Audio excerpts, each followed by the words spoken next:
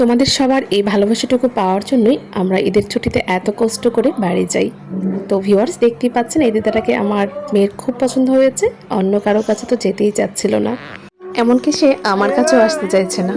তো ভিউয়ার্স, এই জন্যই মনে হয় গ্রামের বাড়িতে অ্যাকচুয়ালি বাচ্চাদের লালন পালন করা খুবই সহজ, কারণ অনেক লোকজন থাকে, কেউ না কেউ তো একটু একটু করে কোলে রাখে, যেটা আমরা খুব মিস করি। আমার মেয়ের জন্য স্মৃতি হয়ে থাকুক এই ভালোবাসাটুকু, সেই জন্য ধারণ করে রাখা। আমি ঈশ্বরের কাছে প্রার্থনা করি আমার মা কাকিদের অনেক অনেক ভালো রাখুক, অনেক দিন পর্যন্ত সুস্থ রাখুক সবাইকে।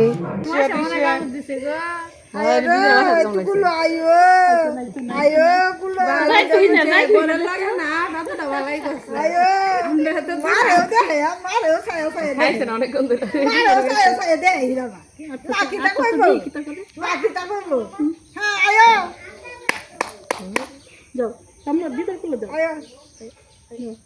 আয়ো না বালাই দিন সামনে